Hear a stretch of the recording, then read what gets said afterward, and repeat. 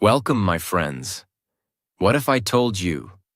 The man who created Hyundai, one of the biggest car companies in the world, once worked on muddy fields with no shoes, never went to college, and was so poor he couldn't afford a train ticket. So he ran 120 kilometers on foot, just to chase a dream. This is not a motivational speech. This is not fiction. This is real. Today, you will hear the story of a boy who had nothing and built everything. A boy who had no money, no education, no power, but had one thing that changed his life.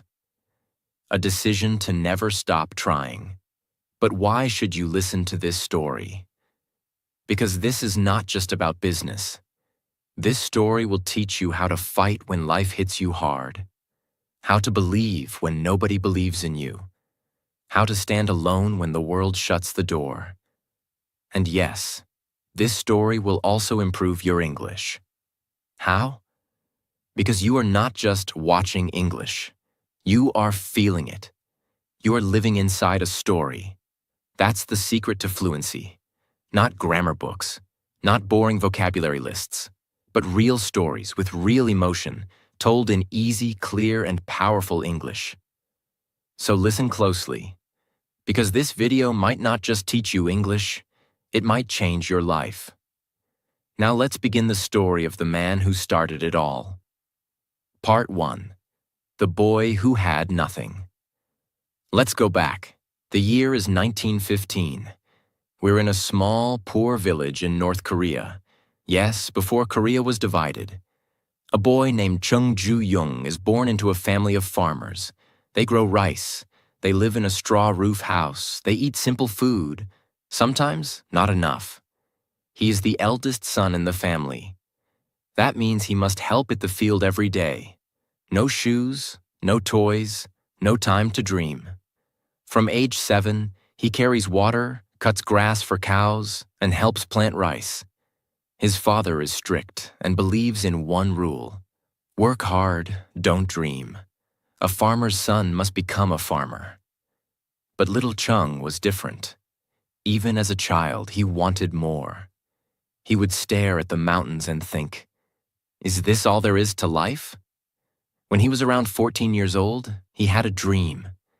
He wanted to study, go to school, learn math, become a teacher. So one day he secretly left home and walked miles to enroll in a school. But his father found out, and in anger, he dragged him back to the farm. Stop dreaming, his father said. Dreams don't feed hungry mouths. This was the first time life told him, stay small. But something inside Chung refused. A few years later, he tried again. He left home with only a little money and a big dream. This time, he wanted to go to the city, Seoul. But he didn't have enough for a train ticket. So what did he do? He ran. Yes, 120 kilometers on foot. No phone, no food. Just the belief that there's more beyond those rice fields. When he reached Seoul, he found a job at a construction site. He worked with bricks and cement from sunrise to sunset. His hands bled, his back hurt. But every night, he told himself, one day I will not just build houses, I will build something much, much bigger. After months of hard work, he saved enough money to start something small. With a partner, he opened a tiny rice shop. It was his first taste of business. But one day, his partner stole all the money and disappeared. He lost everything. Many people would have gone back to the village, but not Chung. He wiped his tears and said, money can be taken, but not my fire, not my vision. He started over, from zero, again. Over the next few years, he worked any job he could find, carrying bricks, delivering salt, fixing bicycles, cleaning shoes. He watched, he listened, he learned, not from books, but from life. Slowly, He understood how business works, how people think, how to earn respect, not just money. Finally, in the 1940s, Chung opened a small construction business. He built roads and repaired bridges. Even the government started noticing his work. And then, World War II ended. Korea was in pieces, broken, divided. But Chung saw opportunity. Where others saw ruins, he saw future roads. Part 2. Building from Ashes. The birth of Hyundai. We ended Part 1 with Chung Ju-young opening a small construction business. But let's not move too fast, because the world he was stepping into, Korea in the 1940s, was not a world full of hope. It was a country that had just been freed from Japanese control after decades of occupation. But freedom didn't feel like freedom. The country was broken, poor, ruined, no proper roads, no clean water, no big companies, no system. Korea was like a body with a heartbeat but no bones. But where others saw nothing, Chung Ju-young saw possibility. He believed, if the country is broken, then we must rebuild it. We, the people, must become the builders. Step 1. In 1946, when he was around 31 years old, he officially started his company. He named it Hyundai, which means modern in Korean. Think about that. A man who grew up in the rice fields barefoot without education started a company called Modern. He didn't just want to build roads. He wanted to build the future. At first, Hyundai was just a small construction firm. They built roads, bridges, repair buildings, mostly small jobs. But his mindset was always different. Most people would say, "We're too small to take big projects." But Chung said, "We are small because we never take big projects." He started bidding for bigger jobs. He took risks. He hired people smarter than him. And he watched everything, like a hawk. He didn't sit in an office. He visited construction sites himself. He talked to workers. He checked every stone, every brick. He believed, if you build something, it must be strong enough to carry the future. The Korean War.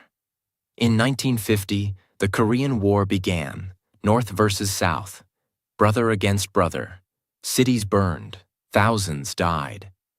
For many businesses, it was the end. But for Chung Ju-young, it was the beginning of something massive. He didn't run. He didn't shut down Hyundai.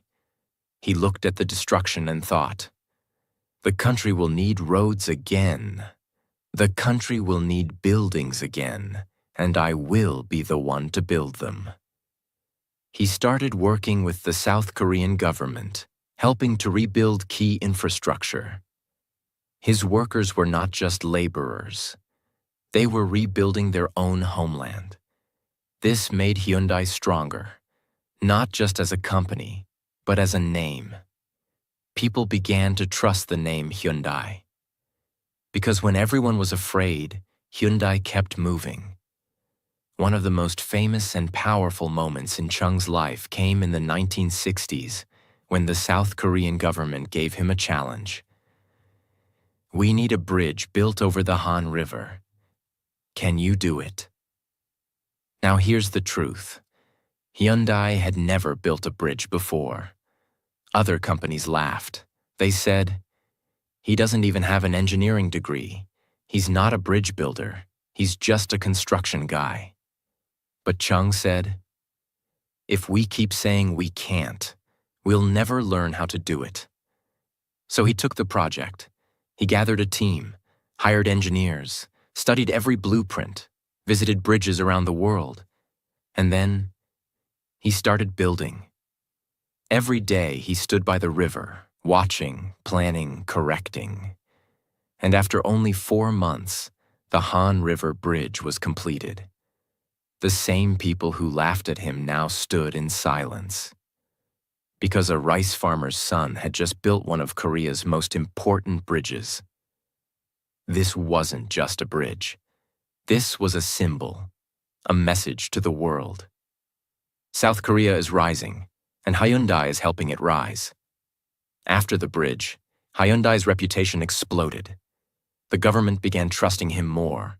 He was given highways to build, dams, ports, shipyards. But Chung wasn't satisfied, because deep down, he still remembered being a poor boy with no shoes. He wanted more than just money. He wanted transformation. He said, "We cannot just copy the world. We must create." So he made a decision that shocked everyone. Hyundai will build ships. People laughed again. South Korea has no experience in shipbuilding. We don't even have the technology. But Chung smiled and said, "Then we'll learn. We'll start. We'll try." He met with British shipbuilders and convinced them to partner. He studied shipyards. He bought land in Ulsan, South Korea, a fishing village, and said, "This place will become the heart of Korea's industrial future." People thought he was mad, but by 1974, Hyundai had launched its first major ship and became one of the top shipbuilders in the world. From mud to metal, from rice fields to global factories. Chung was not building just a company anymore. He was building a dream factory. By the end of the 1970s, Chung had built roads, bridges, buildings, ports, ships. But there was still one thing missing: cars. South Korea imported all its cars from Japan and the West. But Chung asked a dangerous question. Why can't Korea make its own car? No one had an answer, so he did it himself. And that's where the next part of this story begins. Part 3. The man who dared to build a car. Chung Ju-young, the boy who once walked 120 kilometers barefoot, had now built Korea's first highways, shipyards, and ports. He was admired, trusted, respected. But he still wasn't satisfied. Because deep down, he remembered something. He remembered how Korea used to import cars from Japan, America, and Europe, and how people believed that Koreans could never build a car. That making cars was only for rich countries with powerful machines and high technology. But Chung, as always, believed in something else. He believed in his people. He said, "We've built roads. Now we must build the wheels that will run on them." His team was shocked. Cars? We don't have the knowledge. We don't have engineers. We don't have the tools. But Chung simply replied, "Then we will learn.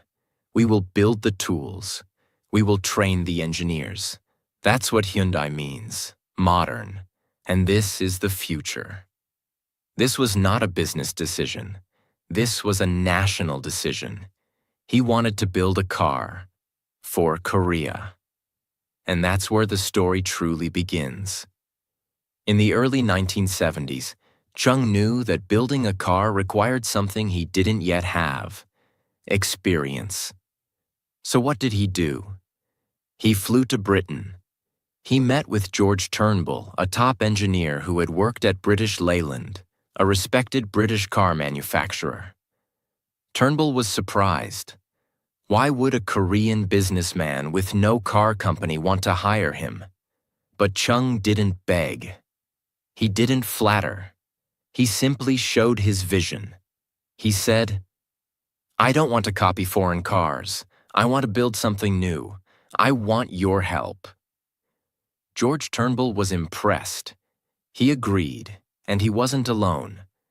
Chung hired 5 top British car engineers, all experts in engines, transmissions, design, and safety. He brought them to Korea. These engineers arrived in a country that still had dirt roads in many places. They were surprised. They thought, "How will we build a car here?" But Chung gave them one thing that changed everything: belief. He said, "You've built cars before, but now you are building history." They didn't have a fancy lab. They didn't have high-end machines. They didn't have luxury offices. What they had was one warehouse and a leader who refused to give up. It took years of work. The team faced hundreds of failures. Engines didn't fit. Parts broke during testing. The body design was too heavy. No company wanted to give them steel. But every time something failed, Chung didn't scream or walk away. He asked one question. What did we learn? He believed failure is not the opposite of success. It is the path to success. In 1975, after many long nights, arguments, experiments, and moments of despair, it happened. The Hyundai Pony was born. It was Korea's first national car. A small, affordable, simple vehicle, not beautiful like a Mercedes, not fast like a Ferrari, but proudly Korean. When the first Hyundai Pony was unveiled in Seoul, the crowd went silent. And then they clapped, cheered, cried. We can do it. We are not small anymore. But creating the Pony was just the beginning. The real battle began when Hyundai tried to sell cars outside Korea. The big global car companies, like Toyota, Ford, GM, Honda, laughed. They said, "Korean cars? Please, they're toys." But Chung had heard this before. When he built bridges, they laughed. When he built ships, they laughed. Now he was building cars. And again, they laughed. But he had a weapon they didn't expect. Courage, discipline, and endless improvement. He started small. First, Hyundai sold cars to countries like Ecuador, Egypt, and Chile. Then slowly, he entered Canada. And in 1986, he made a bold move. Hyundai entered the US market. They introduced a model called the Hyundai Excel. It was not fancy, but it was affordable, fuel efficient, easy to drive. People in America were curious. And guess what? In the very first year, Hyundai sold over 168,000 cars in the US. That was a record. The same companies that laughed now began to worry. But success was not permanent. As Hyundai sold more cars, something started to go wrong. Many cars had problems with engines, air conditioning, parts. Customers started complaining. American newspapers began calling Hyundai a low-quality brand. Sales dropped. Respect vanished. And once again, Chung Ju-young stood on the edge of disaster. His team panicked. They said, "Let's reduce production. Let's stop exporting." But Chung said no. He said, "If we are not willing to improve, we do not deserve success." So he made a huge decision. Hyundai would rebuild everything. New quality checks, better materials, stronger testing. He said, "Let's not compete on price. Let's compete on pride." And year after year, Hyundai improved. They didn't just make cars, they made better cars.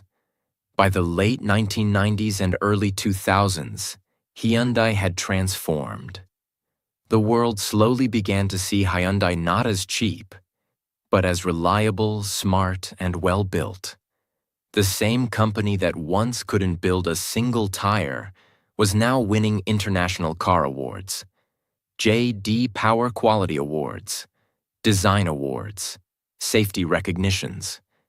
In America, people began saying, "Hyundai is not just a good car for the money, it's a good car, period." After the rise of Hyundai cars in the global market, something strange began to happen in South Korea. People no longer just saw Hyundai as a company. They saw it as hope. Because whenever the country faced a problem, Hyundai stepped in. Whenever something seemed too big, too impossible, too expensive, there was one man who always said, "We will do it." That man was Chung Ju-young. But this new phase of life was not about small ideas anymore. It was about rebuilding a country's future, one massive dream at a time. By the early 1990s, South Korea had transformed. It had moved from poverty to power, from survival to growth. And much of that growth had one thing in common: Hyundai's name on it. Let's look at just how deep Hyundai's influence had become. They were not just making cars anymore. They were building dams, nuclear power plants, oil refineries, high-speed trains, steel mills, industrial parks, container ships, global expressways, even South Korea's very first satellite launch site. And this wasn't by accident. This was Chung's mission. He believed, if we only copy the world, we will always be second. But if we build the future ourselves, we can lead. And the Korean people began to believe too. You see, Hyundai was no longer just a brand. It had become a national symbol. Whenever Koreans bought a Hyundai car, they weren't just buying transportation. They were buying confidence. They were saying, look at us now. We build our own future. As Hyundai expanded, it became one of the largest employers in South Korea. By the mid-1990s, hundreds of thousands of workers across different industries, steel, construction, design, shipping, electronics, energy, were connected to Hyundai. Every job created by Hyundai supported entire families. Chung knew this. He knew the responsibility was bigger than business. He once said, "Every time we build a new factory, we are feeding thousands of homes. Business is not only about profit, it is about people." In remote towns where there were no jobs before, Hyundai opened plants. And when young students graduated with technical degrees, Hyundai gave them their first opportunity. This was more than success.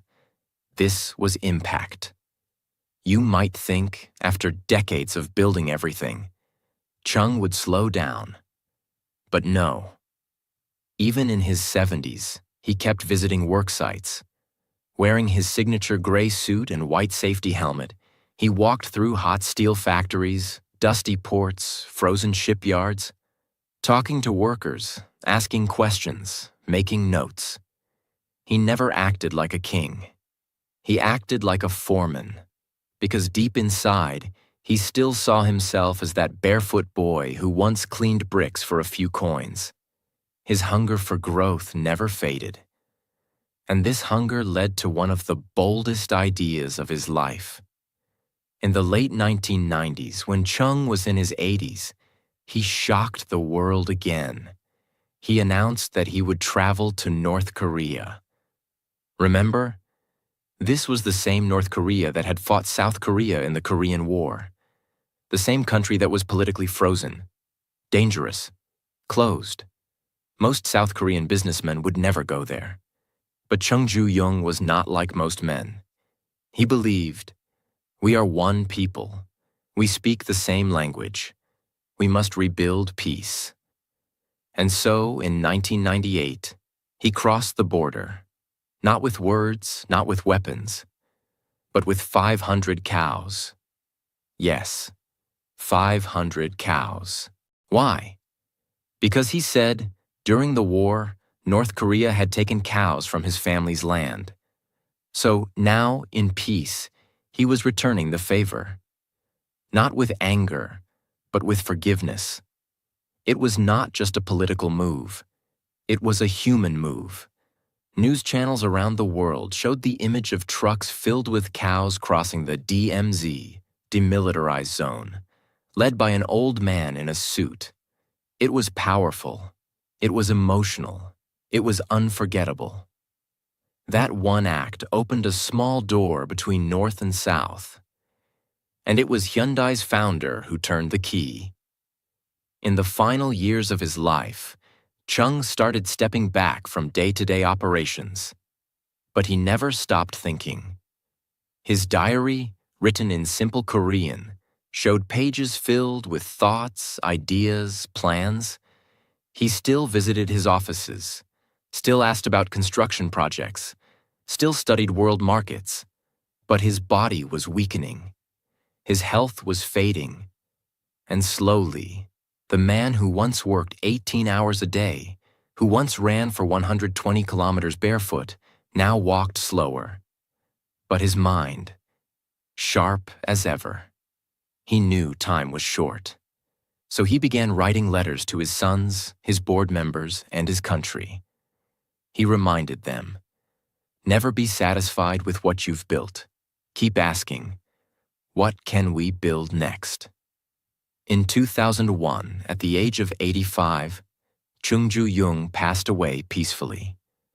The boy from the village was gone, but what he left behind could never be buried. After his death, South Korea declared a national moment of silence. TV stations paused. News anchors cried.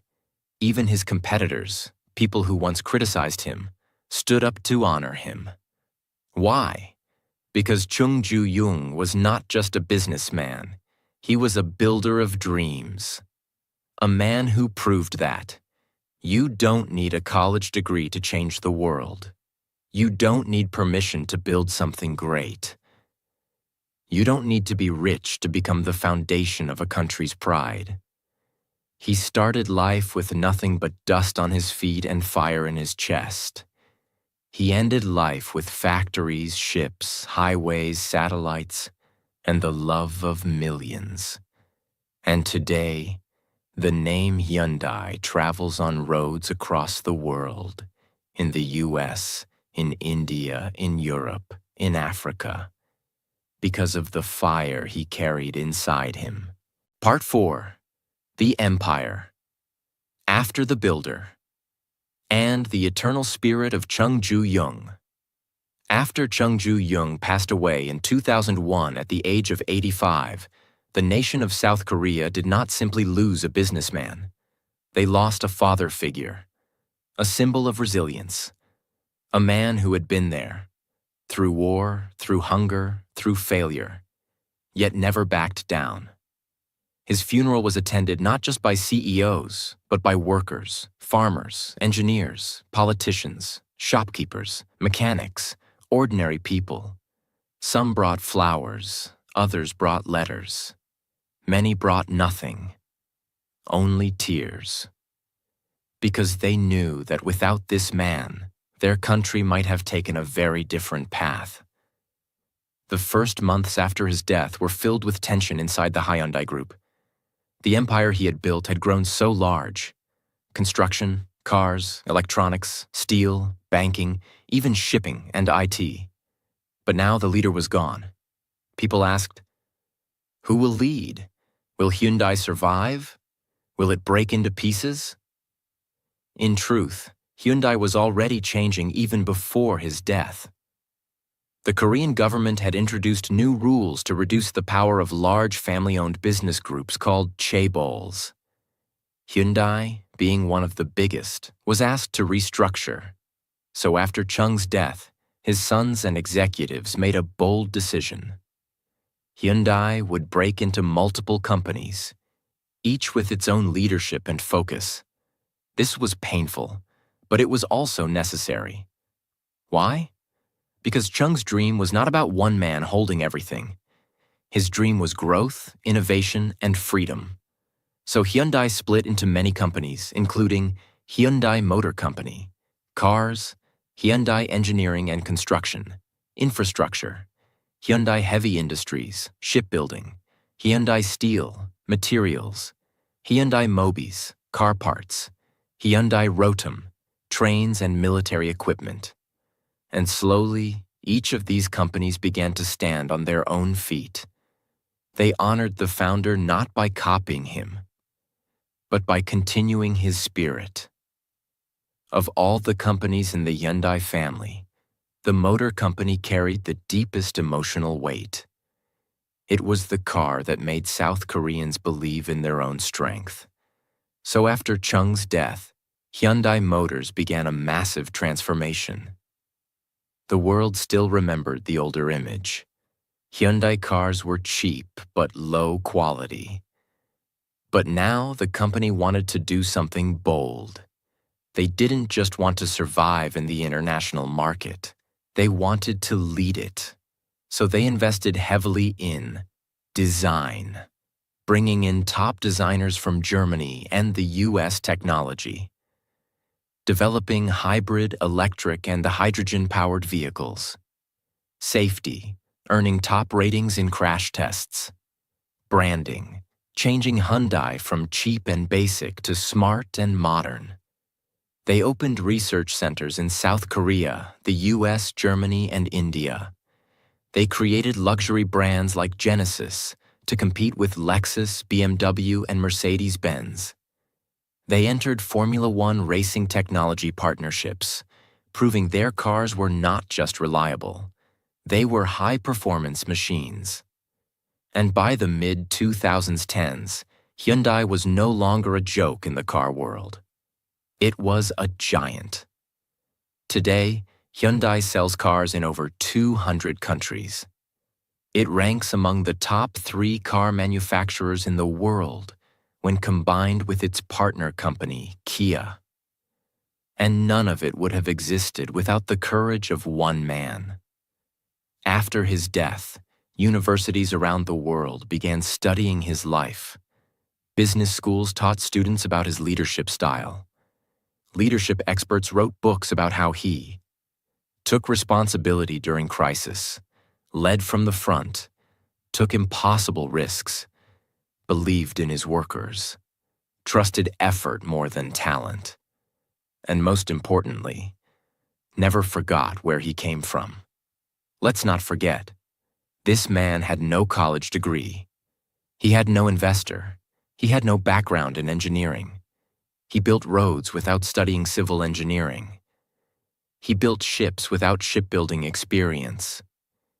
He built cars without being an auto expert. He even visited North Korea and tried to reunite divided families without being a politician. Why? Because he believed in human potential. And today, his story is told in classrooms not as a story of business, but as a story of vision, grit, sacrifice, and humanity. Here are the final messages people took from his life. 1. You do not need permission to dream. Chung didn't wait for the world to allow him to succeed. He chased trains, knocked on doors, failed again and again, and kept walking. His life says, don't wait. Begin. 2. Failures are not the end. They are training. He lost everything more than once, got betrayed, mocked, rejected, but every failure became a new tool. His lesson: if you are afraid of failure, you are afraid of growth. 3. Help others rise. As you rise, he didn't just make money. He created jobs, gave people a reason to stay in their hometowns, supported education, donated to schools, and helped rebuild communities. His message: real success is not about how high you go. It's about how many people you lift with you. The most powerful tool is not money. It's character. When people trusted Chung, they didn't do it because he was rich. They did it because he was honest. He kept his promises. He paid his workers. He stood in front of his mistakes. Even when Hyundai failed in America, he didn't hide. He said, let us improve. Let us do better. And they did. Today, many people drive Hyundai cars without knowing the story. They press the accelerator, play music, and look out the window, unaware that this simple car is a symbol of one man's unstoppable will. But some of us remember. We remember a boy born in a poor village in North Korea, who was told not to dream, who couldn't afford a train ticket, who ran barefoot across mountains chasing a future no one else could see. We remember how he failed, got back up, and failed again. How he built roads, ships, cars, and dreams. How he didn't just change a country. He changed what people believed was possible. So what is the real legacy of Chung Ju-young? It is not just Hyundai. It is not just factories or bridges or awards. His legacy is this truth. Even if you are born with nothing, if you keep moving, if you keep building, one day the world will drive on your roads, sail in your ships, and believe in your story. That is the story of the boy who created Hyundai, and it is a story that must never be forgotten. Let this be more than a video. Let this be a message. If you have a dream, fight for it. If you have a setback, rise again. And if the world tells you you can't, remember this name, Chung Ju-young, and reply to the world with his famous words. Have you tried? And now, before we close this story, let's look at what Hyundai has become today. The company that started with nothing, not even enough money for a train ticket, is now one of the biggest companies in the world. Today, Hyundai is worth over $50 billion. Its cars run in more than 200 countries. Its factories give jobs to over 250,000 people around the globe. And Hyundai has built some of the most expensive and advanced ships in the world, including massive container ships, high-tech oil tankers, military-grade vessels, and their luxury car brand Genesis. It now competes with Mercedes-Benz, BMW, and Lexus, and wins international awards. All of this, it started from a boy with no shoes. This is not just the story of a man. This is the story of what is possible. So if life is hard right now, if you feel poor, alone, or small, if people say you're not smart enough, not rich enough, not strong enough, then remember this story. And remember this name, Chung Ju-young. Because if he can do it, why not you? And if you want more stories like this, stories that inspire you, stories that teach you English, stories that make you believe in yourself again, then subscribe to our channel now. Because we don't just tell stories. We give you the courage to write your own.